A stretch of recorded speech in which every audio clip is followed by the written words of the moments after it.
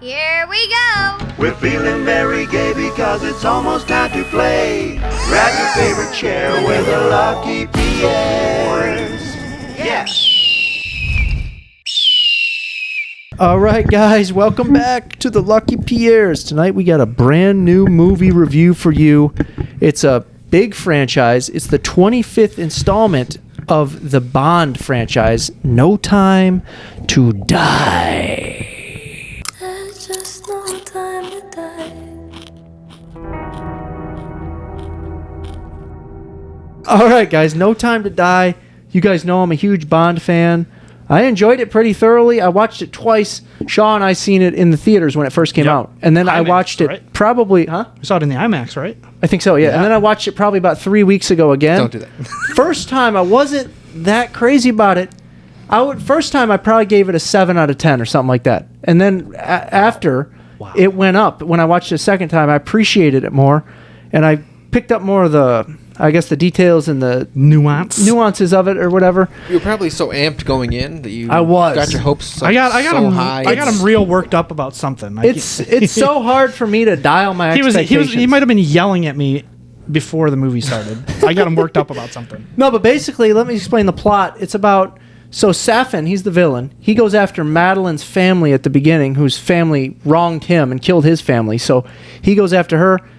Madeline falls in love with Bond later in the movie, but Safin and her are like linked. So, and then Safin kind of gets control of this what's the word I'm looking for? He goes after her because her dad killed his whole family. Yeah, that's it. Yeah, and he gets control of this. What's it called? Biological weapon. Biological weapon. Yes, he gets control of this and kills all of Spectre. And he wants to kind of take over the world with this biological weapon, and Bond has to stop him and save the world once again. But this one's a bit deeper, though. You have to know, like, if your weapon is a flower, you're probably not taking over the world. If your weapon is a toxic garden. Yeah, but this movie's a bit deeper than previous Bond movies because it's a bit more sentimental and heartfelt because he's got a family now. He's got a daughter that we learn. He's got a Bond woman this time, not a Bond girl. She's actually got character and she's got like motives and you know what I mean. Like he's the other kid that she never wants to tell him about. She keeps denying that it's his even when he asks. Yeah, and then he says, "What about the eyes? Yeah. The eyes are exact." But how about that opening sequence though? That was a cool opening sequence where Safin's kind of hunting her and she kills the mother. And he goes to this cabin out by a frozen lake and kills the mother, and then he hunts her out onto the ice. And then she falls through the ice. He shoots the ice, and you think he's going to shoot her, but he actually saves her life. It really hooks you in right from the beginning. It does, yeah. He's a cool villain. He's very terrifying in that opening sequence.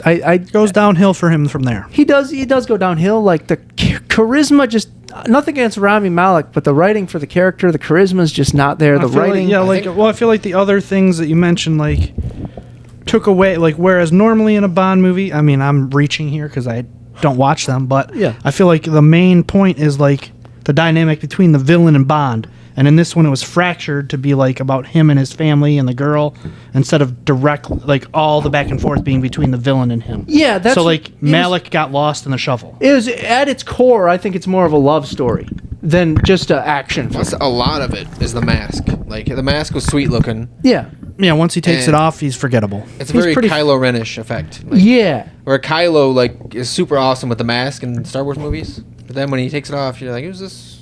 Pretty boy. Yeah. Yeah, what the hell's this? But there was a line early in the movie when he says, "We have all the time in the world." And that's foreshadowing because we know he dies. Oh, yeah, he's dead. Which is crazy, but we'll get to that.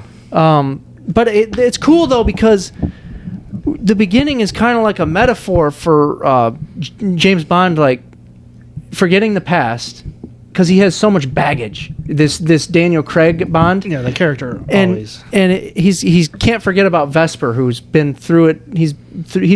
She died in the first movie, which was Casino Royale, and she's brought up, and he can't forget about her through 4 more movies, and he's finally letting go at the end of or at the beginning of this movie.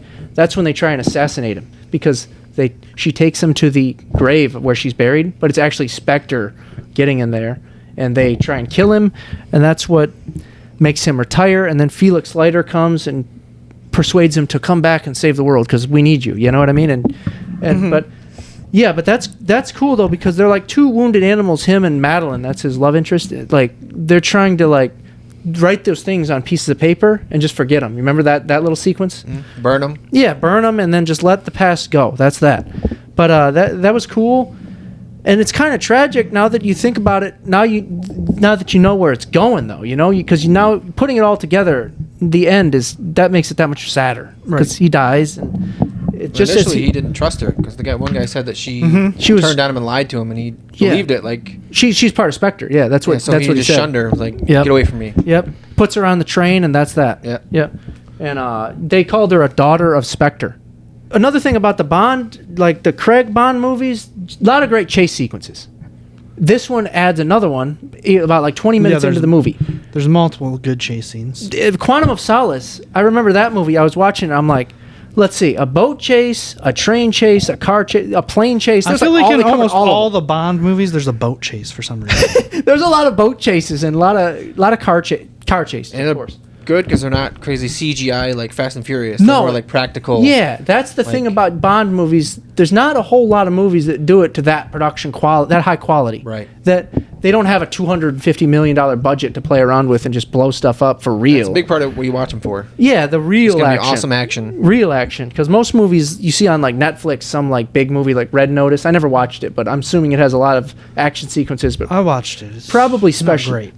Probably special effects heavy, and But yeah, that's what I love about the Bond movies is that they're practical, It's starting to make more sense to me now. I haven't heard that argument from Ben for the Bond movies, but it's starting to make more sense now. You know what I mean? Yeah, you know what I'm saying. I know what you're saying, but I've never heard you say it before. Yeah. You know what scene stressed me out was when they're right after the chase sequence, and that guy's firing the gun into the car and windshield. Walking it down. It's bulletproof glass, and each bullet is making more of like the glass. What's that fracture? word? Yeah, fracture. And it's like, when's it going to come through? And they're just sitting in there. But and Bond's kind of like, it was like a half hour into the movie though. You know you're not going to die. yeah, but like to be fair, Bond is. You're right. She could have died. You're right. Yeah. Bond is like depressed in that moment because like his love has betrayed him. He thinks, and he's like, well, we're just going to sit here and die. Let's be honest. She could have thrown him a handy, done him a solid. She could have thrown him a handy. The machine guns come out of the front. And that was awesome. Right. Yeah, it just spins the car, and then he lets off those little mine things, and that was awesome, man.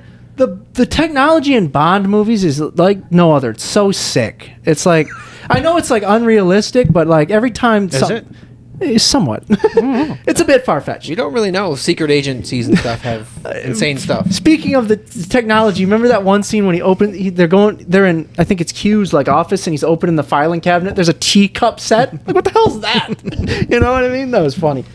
But then it jumps 5 years later, and that's one of the things. It was it didn't feel too long for me, which is what I was worried about going in, that it would be too long because it was almost 3 hours long.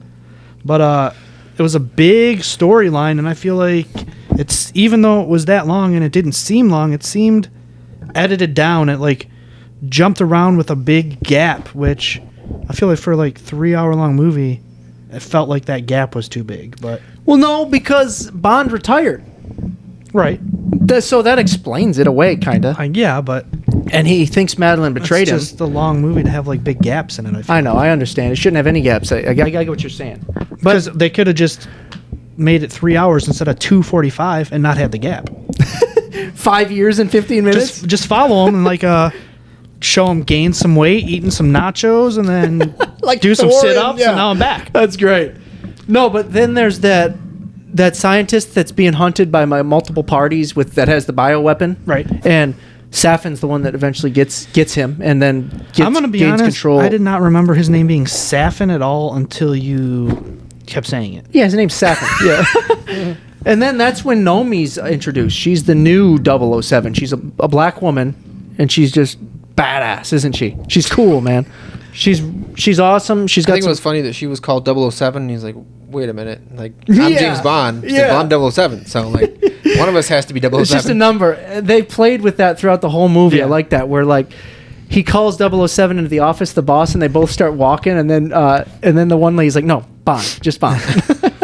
And then she gets like a snarky comment, like just she gets super salty when they like redesignate him the number or whatever the word is, reinstate him the number. Yeah, she get.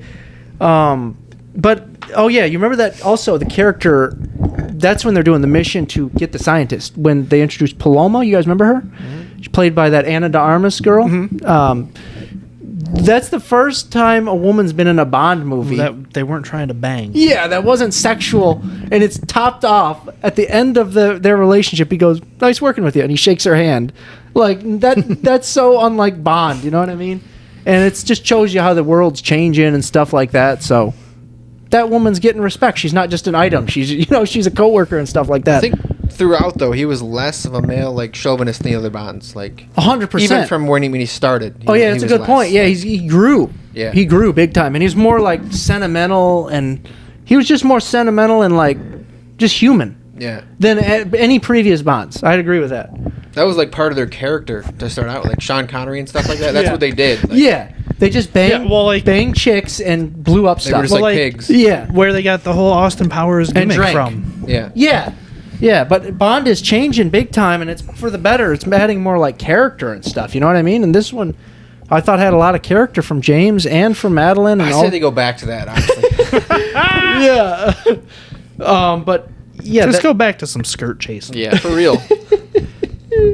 That's when Ash, when they go off in that plane and they get to that like oil rig kind of place. Mm-hmm. That's when Ash dude double crosses him, and he kills Leiter. That's crazy, man. Leiter's been in all the James Bond movies. I think all of them, but he's always been the CIA guy that Bond works with, mm-hmm. that gets him information and gets him like kind of inspires him to do the things. You know what I mean? Save the world. And they killed him. Like his Jiminy Cricket. Yeah, kind of, yeah. One person he can trust that's always like had his back. And that's true, yeah. Gives him good information. It's just a cool Bond. It's a cool... No pun intended. I didn't even mean to do that. I'm leaving. No. Was it a pure Bond? Yeah, it was a pure Bond. Yeah. But you know what? Then they got Blofeld back in there, which was cool. She goes in there to talk to him, and then Bond goes in there too, and you knew when he touched her wrist, because... Wait, they wanted him to kill... they wanted her to kill him, yeah. And then Bond touched her wrist because she backs out. Yeah, she couldn't do it. And then Blofeld antagonizes the hell out of him, and then Bond goes to choke him, and then gets that stuff in him and on him or whatever, and he dies. That's when they go back to... that's when he goes back to Madeline and sees that he has a daughter now. Yeah. So that was cool to introduce a daughter for Bond. We've never seen that dynamic before. What was the reason she wouldn't tell him that it was his kid? She just didn't want him to like wreck his career and be attached to a kid. Or? I don't really understand that. No, I don't know. I don't know that reason. I think it's because she thinks that he hated her. Yeah, she thought they were still on the outs. Maybe like she didn't know he was gonna come around and like her again. Or yeah, but even when they were together, she never told. Yeah, I don't know. Okay. Yeah, I don't know. That is strange. It doesn't make sense. There's. Why do women do the things they do? I think he put it together with the eyes and everything. That was funny though when she said, "I have something else to show you," and then they're walking away. He's like, "Is it another kid?" That's great. But that was the most when he first seen the child. He didn't know there was a kid upstairs, and he sees the girl, and then she starts rolling that slinky down the stairs. An aha moment. Yeah, that was like the most awkward slinky, the longest 10 seconds ever. Like Bond around a little kid. Yeah, so strange. Then that brings us to the that forest sequence. That forest, like misty forest, where they're hunting Bond and Madeline and the daughter through the forest, trying to capture them and kill them. And Bond's taking out people left and right. And that's when they get separated, though, and that's when Safin gets a hold of Madeline and the daughter, and that's where things escalate. They go to the island, and the Isle of Flowers. Yeah, the island of the Toxic Garden on an island out there. Everyone's got their thing, every Bond villain, it's all sometimes like sexual undertones, like I'm pretty sure he's like, getting off on toxic plants and stuff. Oh, the lily. Oh boy. You know what I mean? Oh, the you're talking about itchy killer is what you're talking about. Jizzing on houseplants. Exactly. But yeah, then that's crazy how... So he's trying to destroy this island and, save the world. And that's when he Safin like scratches him Yep. and gets that toxin in him, and then he reveals that he can no longer. There's no antidote. Yeah, there's no antidote, and he can no longer touch his loved ones. And Is it that, like it's mixed with the person's DNA? yeah, So if you touch that person, They die. anyone DNA they have, they die. they die. Yeah, so that makes Bond basically depressed, and that's when he goes on the roof, and that's when a missile hits him, and he dies. And He man, also had to open the shutters too. So like he had to stay on the island because he had to open the shutters so the missile could get in. Yeah, so the missile actually Yeah. did hit the damage. island. so he just kind of sacrificed himself for the better, Yeah. for the world, kind of. So, but yeah, man, I think that was kind of their way of saying, the Broccoli's and the people that run Bond, their way of saying, like, we're gonna blow everything you know up about Bond. We're starting page 1 rewrite. Bond is no longer a white male. Bond is going to be whatever we come at you with next, and I'm excited to see what they come at us with. And I think it's going to be. I definitely don't think it's going to be a white male. It's been a white male for 60 years. I think it's going to be either a black male or a female. It could be any race or color. But I'm excited to see where they go with the franchise. But that's a brutal way to go out, dropping a missile on Daniel Craig's head. Oh, you're not coming back for another Bond? We'll drop a missile right on your head.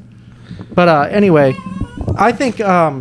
I don't know. I think it's a beautiful film, and it's like definitely more heartfelt and sentimental than any other Bond film. And it's just a love story at its core, and it's good action sequences. Nothing that'll stick with you really, but like good. Safin was okay. I think the mask could have benefited him as far as memorableness goes. Memorability. Yeah, a big part of the Bond movies is villain, like memorable villain. Yeah. Like how menacing. That's and a how big intense part, they are, yeah. But he just didn't sell it like. He wasn't in it that I whole thought he much. would, yeah. You know what I mean? And then Nomi, she was like, I think one of the coolest parts of the movie. She was really cool. I'd like to see her brought back. But the death of him makes sense, in the end. He wasn't coming back for another one. Might as well kill him off, But here's the thing. How about the daughter? Make the daughter the next James Bond. Makes James Bond... How perfect would that be? His daughter is the next James Bond. I don't think it'd be that perfect. Next 007. Make her a villain down the line. Make her a villain, even better. That's a perfect idea. Make James Bond daughter a villain. Yeah. That's going after the agency for getting her That's dad killed or something. That's crazy. That's a freaking great plot right there. Dude, I'm writing the Get him on the line. Get him on the horn. I'm emailing the Broccoli's tonight. No, but yeah. Anyway, any other thoughts you guys want to add on that movie? Just it was good action, obviously, great stunts and effects, but it did not have the intended effect. Ben wanted it to convert me to a super fan of the series, which it did not do. But I'll go see the next one with him when it comes out. Yeah, the new Bond. Yeah. What do you think, Joe? Any last thoughts or whatever? I mean, the Bonds for me are just the Bonds. Like, I'm not a super fan like you. Like, they're just really good action movies that don't have any like staying power in my mind as far as movie goes. Like, there's no crazy twists. Just entertained or, while it's happening. like, the story's not insane. It's just the action's really good and That's they have true. cool stories. Like, Yeah. but they have to have like a sweet villain for me to like really Get be attached, into it. yeah. And it didn't. So I would say there are some for me that stand alone and like, have like a meaning to me. You know what I mean? Like that are awesome. You know what I mean? Like standalone movies. it's just like the Mission Impossibles for me. They all kind of run together. Those do for me as well. Like those, they all have awesome Action sequences scenes, yeah. of action and crazy, I don't know, like technology and spectacle stuff, and whatnot. Yeah, like spy stuff. but Yeah. they're just action movies. They are, So, yeah. like I get what you're saying. you know what you're getting. You know what you're getting with Bond. You know what you're getting with Mission Impossible. But this one changes it up a little bit. You don't know exactly what you're getting with this one, but check it out. But how would you rank the Bonds, Joe? I know you haven't seen. How would you rank the Daniel Craig ones? Casino Royale and then the rest.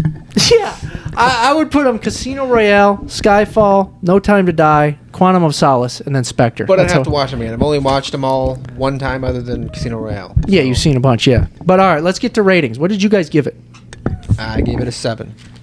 6.5, which I feel like could possibly go up if I rewatch it and notice any of the things that Ben said were better the second time around. For Yeah. you, it's tough to jump in on the last Bond. Yeah. Last Craig Bond and not know any of the characters Yeah. or the backstory. That's so true. 100%. For Yeah. you, it was just a straight action movie. I feel like if somebody in my life, when I was like an adolescent or something, would have introduced me to Bond, I would be much more connected with it. Because like when you're like a teenager or younger, you think spy shit is so cool. That's true. So yes and no, because you don't really like action movies big, really, anyway, do you? Like some Mission Impossibles, you're not really into. No, I don't care about. Well, that's because I don't really rate Tom Cruise outside of certain things. But like, I mean, I like certain stuff, and like the Raid movies, like that shit is cool too. Oh man, yeah. That's a different But kind like, of Yeah. like spy shit is cool to most like dudes when they're like younger. Yeah. So I feel like if somebody would have introduced it to me then, I would be more about it now. That makes sense. That does make Like sense. I would have had a Probably. reason to care about it. Yeah, you get But more my attached dad to was stuff never, like- at a younger age. My dad was never into like, hey, I'm into Bond. Watch these old Connery movies with me. You know? Yeah, I feel you. some kind of sentimental value or something. Anyway, I gave it an 8. I really enjoyed it. I enjoyed it much more the second time around. I think this movie honestly deserves 2 watches. I think going in the first time. No, you're pushing it a little bit. No. Going in the first time, you're more concerned with like what's going to happen next. I was honestly concerned with ruffling your feathers. I had a little fun with it. What's going to happen next? And then the second time around, you pay more attention to the details and what it's really about. Yeah, I- most movies That's true. like deserve at least 2 watches. You notice More. way more stuff the second time. I agree. And this much time and money spent into a movie. Sometimes it makes me angry though. of course, you're going to see cooler stuff. And Like if I watch something 100%. the second time and notice things I didn't notice before, sometimes it makes me angry. I know. At Yeah, myself. for sure. Same. Yeah. How did I miss that? Yeah. Anyway, final verdict: see it ASAP, see it whenever, or skip it. Whoa, you punched holes in if this you love paper, bud. Bond, see it ASAP. Yeah, if you- to finish the series. If you care about Bond, see it ASAP for sure. I if you agree. like action movies, see it ASAP. Otherwise, Yeah. see it whenever. I say see it ASAP because it's a Bond movie, and yeah, if you're into Bond movies, yeah. So we'll just say see it ASAP. All right, guys, it's movie quote time. Shaw's got a movie quote for us, and we got to guess it. What do you got, Shaw? I'm a reasonable guy, but I've just experienced some very unreasonable things. Gosh, you picked some pretty tough ones, Shaw. Out of the 3 of us, I'd say you picked the toughest, but it's okay. I would agree. I got nothing. I got nothing. I either. also have the best memory out of us, so I feel like some things stick out to me that do not stick out to you guys. You have the best memory for certain things.